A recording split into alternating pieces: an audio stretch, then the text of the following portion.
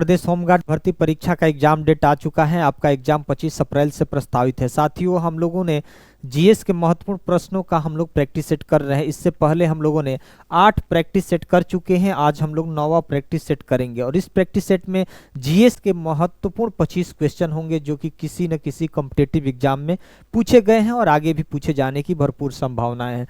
साथियों, बिना देर किए हुए हम लोग इन प्रश्नों को देखते हैं। पहला प्रश्न है, ध्यान दीजिए, बहुत ही महत्वपूर्ण प्रश्न है।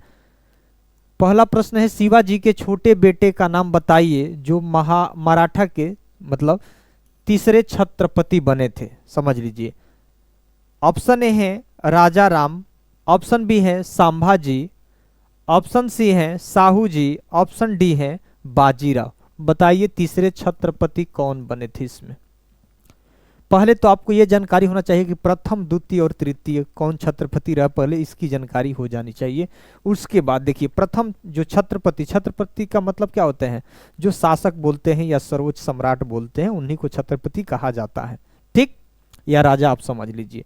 तो प्रथम छत्रपति जो थे, प्रथम जो छत्रपति थे वो थे शिवाजी। कौन? शिवाजी थे प्रथम। उसके बाद द्वितीय कौन थे भाई? द्वितीय छत्रपति आपका थे संभाजी। कौन? संभाजी। ये क्या थे जी भाई? ये बड़े पुत्र थे। किसके बड़े पुत्र थे? बड़े पुत्र। ये शिवाजी के बड़े पुत्र थे। और तृतीय की पूछा है ना, तो ये तृतीय भी देख लीजिए। तृतीय जो छत्रपति थे जिनका नाम है राजा राम, यही आपका ऑप्शन भी सही होगा, राजा राम। राजा राम। और ये क्या थे भाई? छोटे पुत्र थे। क्या थे? छोटे पुत्र थे। तो ये आपको पूरी तरीके से इसको भी आपको याद रखना है, प्रथम, द्वितीय और तृतीय। ठीक, बहुत महत्वपूर्ण प्रश्न है साथियों। अगला है, यहां ध्यान दीजिएगा, बहुत महत्वपूर्ण प्रश्न केमिस्ट्री से है, क्योंकि साइंस से भी आपको प्रश्न पूछा जाएगा। लिखा है कि समस्थानिक और संभारिक, शायद आप लोग 9th में पढ़े होंगे। समस्थानिक और संभारिक क्या होता है? पहले तो ये देख लीजिए समस्थानिक क्या होता है। पहले समस्थानिक और संभारिक, यहां से कई बार पूछा गया है। संभारिक पूछा है ना, तो समस्थानिक में क्या होता है ये आप ऑप्शन देख लीजिए पहले पूरी तरीके से। समस्थानिक में क्या होता है भाई?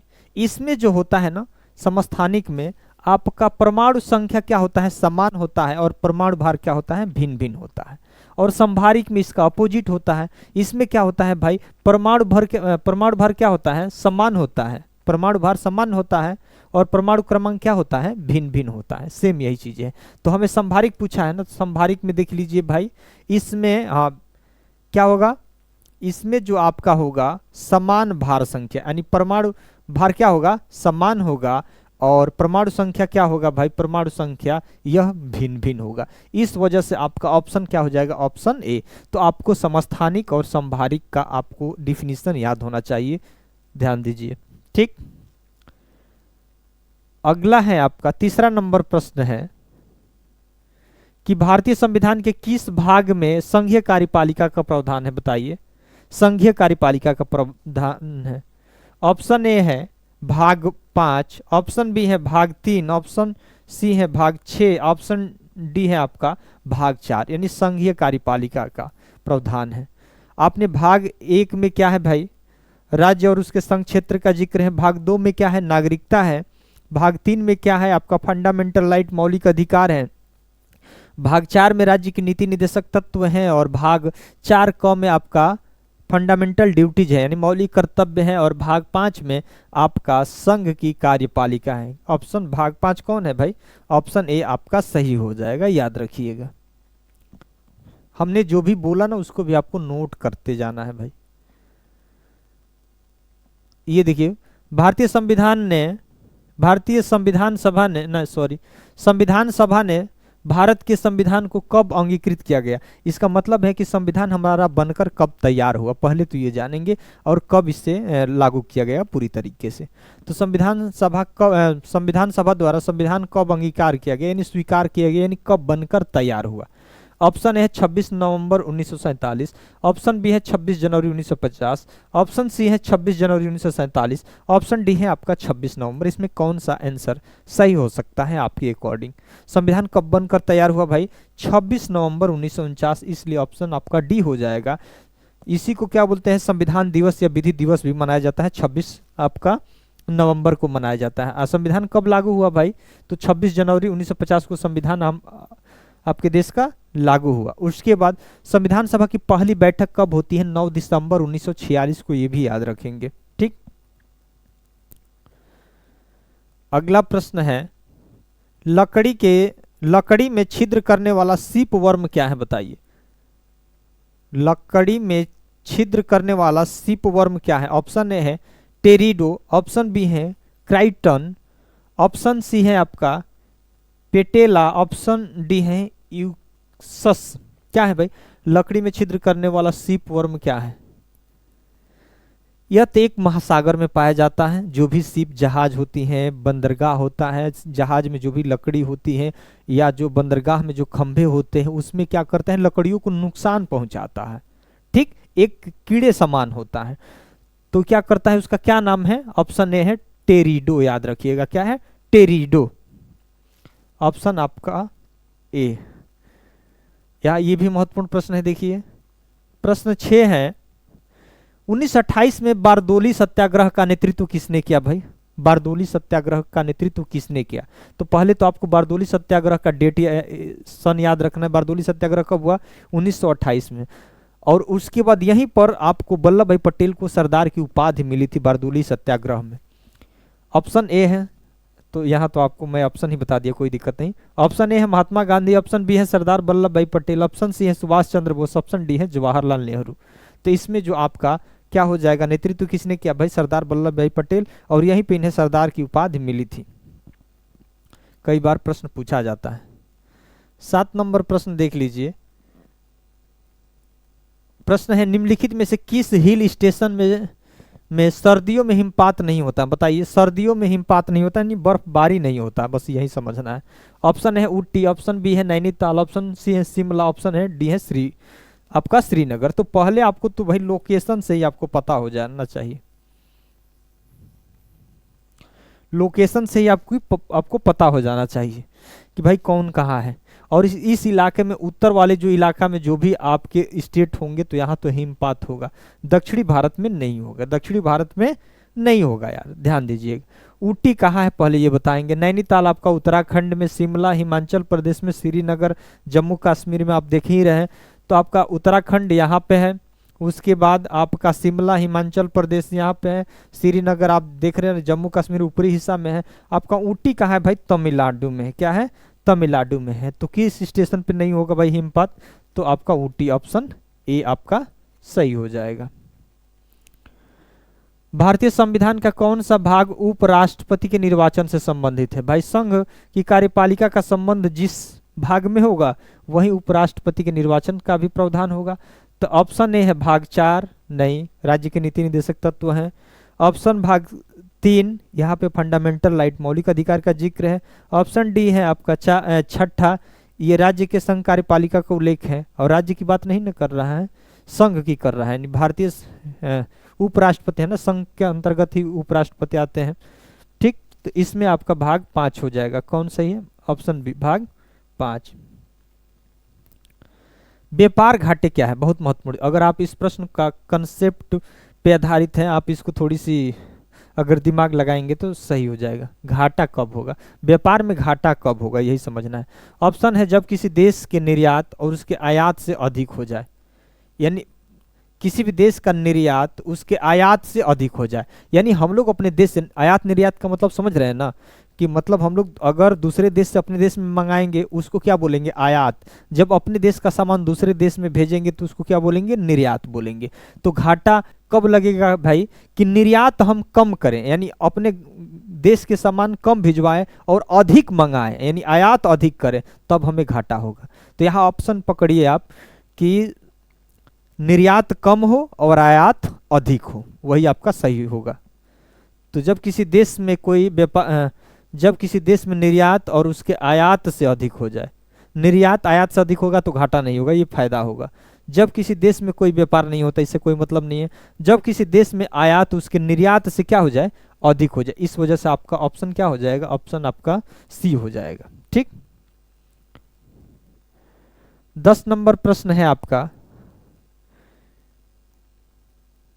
निम्नलिखित में से किस समिति की सिफारिश पर नागरिकों के मौलिक कर्तव्यों को भारतीय संविधान में जोड़ा गया।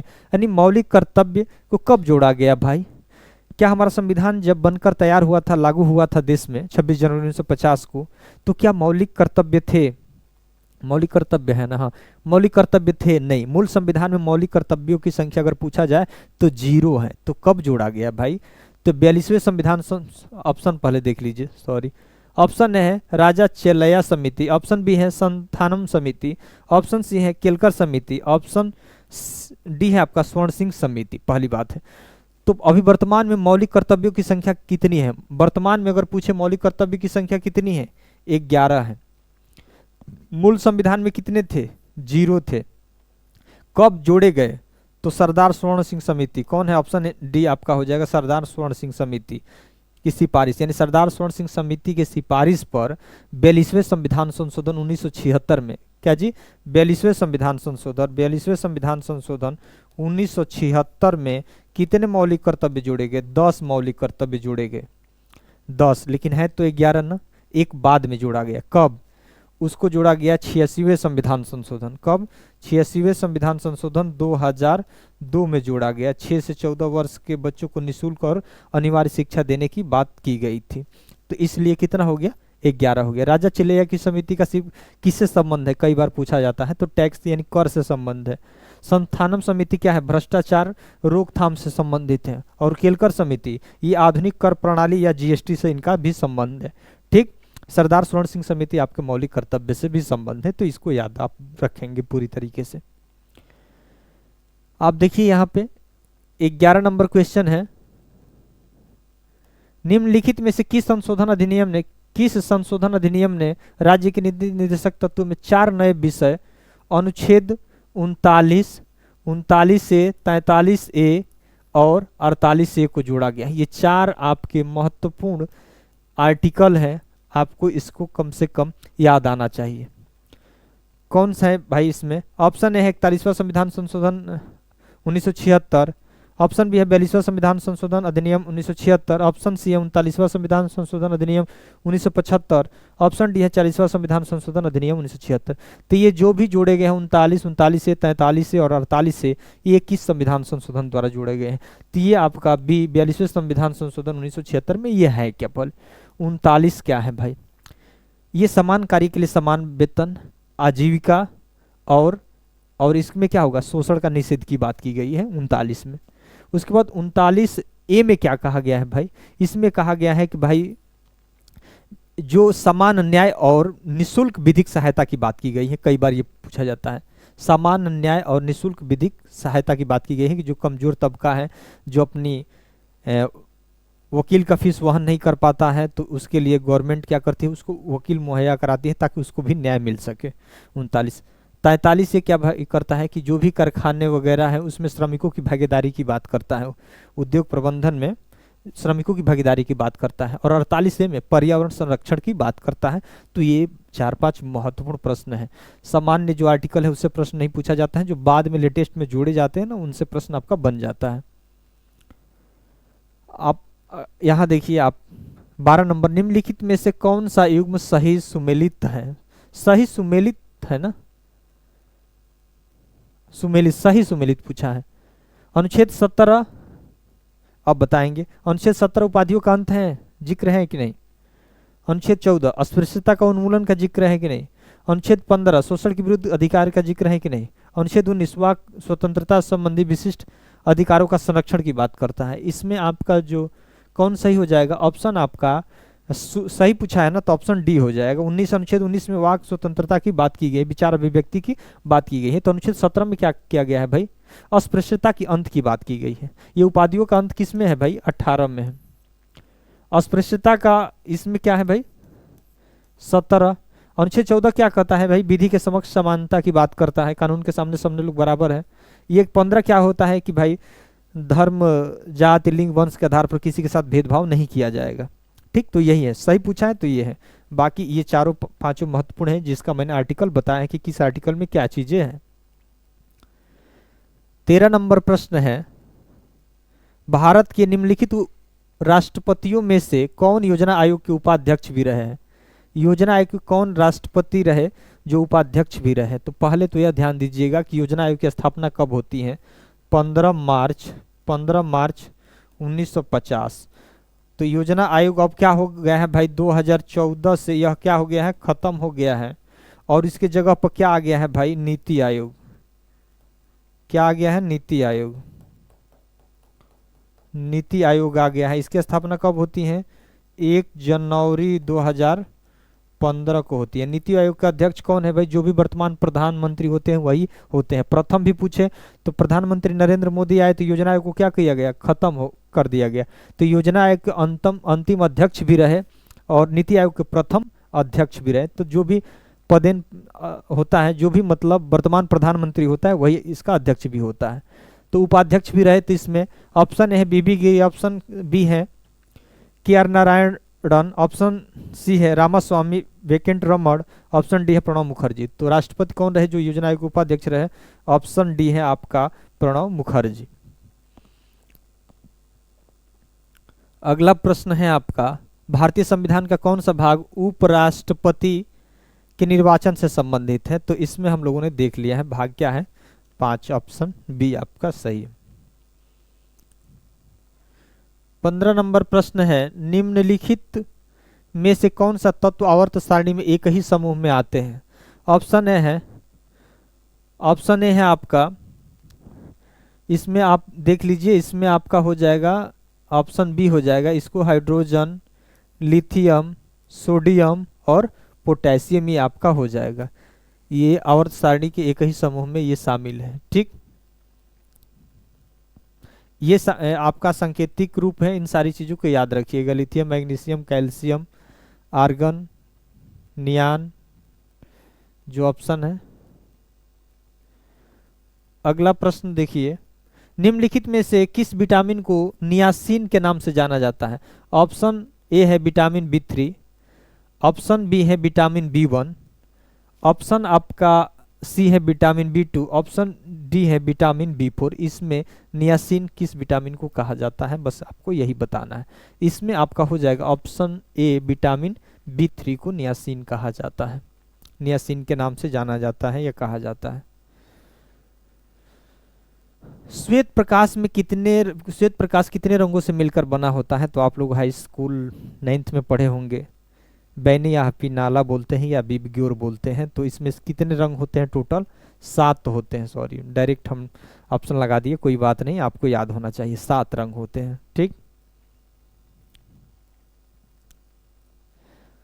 18 नंबर प्रश्न है, स्वर्ण क्रांति का संबंध किससे संबंधित है। आपको याद रखिएगा, लाल क्रांति, रजत क्रांति, स्वर्ण क्रांति, भूरी क्रांति, ये सब प्रश्न पूछा जाता है ना।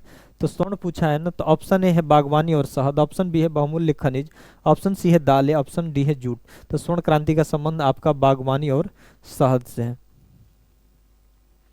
कर्क रेखा देखिए, ये बहुत महत्वपूर्ण प्रश्न है। कर्क रेखा लगभग 23 डिग्री 26 मिनट उत्तर भारत के राज्य से होकर गुजरती है। किस राज्य से होकर गुजरती है।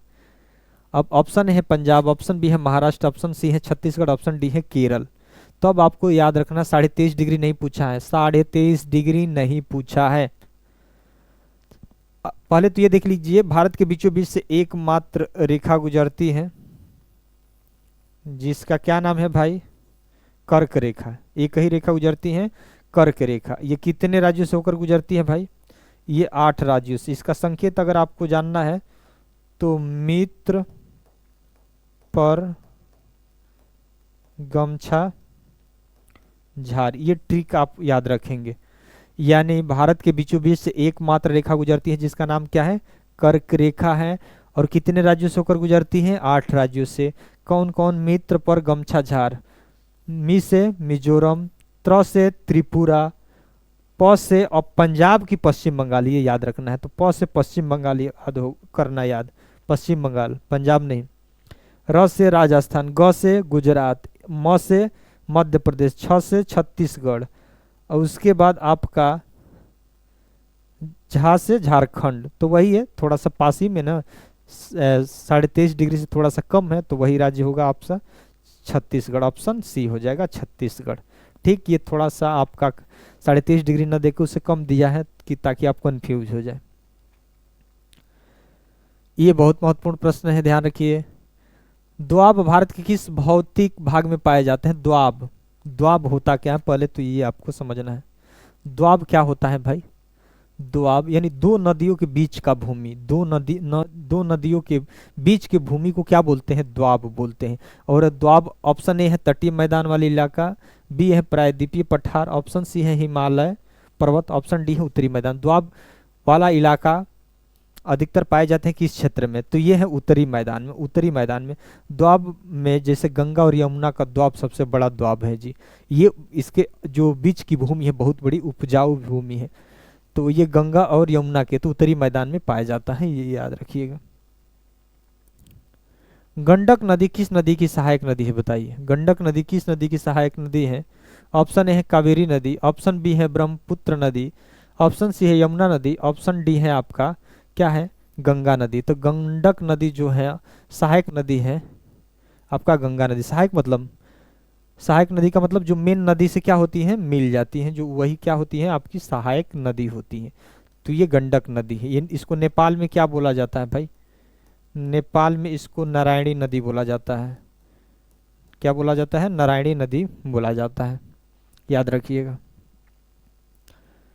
22 नंबर प्रश्न है आपका, भारत का कौन सा राज्य प्रसिद्ध तूफान काल बैसाखी से संबंधित है, काल बैसाखी से संबंधित है, बताइए कौन सा राज्य। Option A Haryana, option B है पश्चिम बंगाल, ऑप्शन सी है कर्नाटक, ऑप्शन डी है आपका गुजरात। तो काल बैसाखी से संबंधित है भारत का कौन सा राज्य, ऑप्शन ए है आपका पश्चिम बंगाल। पश्चिम बंगाल और असम इससे क्या है, प्रभावित है। 23 नंबर आपका प्रश्न है, कावल वन्य जीव अभ्यारण्य किस राज्य में है, कावल वन्य जीव अभ्यारण्य किस राज्य में। ऑप्शन ए है महाराष्ट्र, ऑप्शन बी है गुजरात, ऑप्शन बी है तेलंगाना, ऑप्शन डी है आपका उड़ीसा। तो बताइए कावल वन्य जीव अभ्यारण्य किस राज्य में है। ऑप्शन आपका हो जाएगा आपका तेलंगाना में है। कावल वन्य जीव अभ्यारण्य किस राज्य में है, आपका तेलंगाना में। 24 नंबर प्रश्न देखिए, 2011 की जनगणना के अनुसार भारत के किस राज्य में अनुसूचित जनजाति की जनसंख्या सबसे अधिक है। अनुसूचित जनजाति का मतलब एसटी यानी शेड्यूल्ड ट्राइब की जनसंख्या सबसे अधिक है किस राज्य में। ऑप्शन ए है उड़ीसा, ऑप्शन बी है झारखंड, ऑप्शन सी है छत्तीसगढ़, ऑप्शन डी है मध्य प्रदेश। तो बताएंगे इसमें एसटी की सबसे जनसंख्या किसमें, ऑप्शन डी आपका मध्य प्रदेश में सबसे अधिक है। और इस प्रैक्टिस सेट का अंतिम प्रश्न है, पृथ्वी को कई टाइम जोनों में विभाजित किया गया है, हर एक टाइम जोन कितने डिग्री का होता है, हर एक टाइम जोन कितने डिग्री का होता है। तो इसमें हर एक टाइम जोन जैसे 24 टाइम जोन में विभाजित किया गया है, कितने 24 टाइम जोन। और क्या पूछा है, हर एक टाइम जोन कितने डिग्री में विभाजित है। तो हर ऑप्शन है आपका, ऑप्शन है 24 डिग्री, ऑप्शन बी है 15 डिग्री, ऑप्शन सी है 20 डिग्री, ऑप्शन डी है आपका 10 डिग्री। इसमें है ऑप्शन आपका क्या हो जाएगा, 15 डिग्री हो जाएगा, यानी 15 डिग्री हो जाएगा। यहाँ से एक और पूछा जाता है प्रश्न की एक देशांतर बराबर कितना मिनट होता है। तो एक देशांतर बराबर 4 मिनट होता है। कितने, एक देशांतर बराबर 4 मिनट होता है, याद रखिएगा। अब 15 डिग्री बराबर कितना होता है भाई, 15 डिग्री देशांतर बराबर कितना होता है, 1 घंटा होता है। तो वही ना 24 घंटे में बांटा गया है, तो इस वजह से आपका क्या हो जाएगा, ऑप्शन बी हो जाएगा। तो साथियों ये जीएस के 25 बहुत ही महत्वपूर्ण प्रश्न रहे और आपको हम लोग सीक्वेंस में सारे प्रैक्टिस सेट लेके चल रहे हैं। मैंने खुद टाइप करता हूं, जो प्रश्न मैं दे देता हूं दोबारा उस प्रश्न को मैं नहीं लाता हूं, और करेंट अफेयर्स से लेके आपका geography, polity, statics, GK, Uttar Pradesh special और सारे हर पोर्शन से आपको जीएस के प्रश्न मैं सेट करता हूं, ताकि आने वाले समय में यहाँ से आपको बहुत फायदा होने वाला है। यहाँ सिलेक्शन की तो मुझे पूरी लगती है कि संभावनाएं है, गारंटी है, अगर आप लगातार देख रहे हैं वीडियो को तो।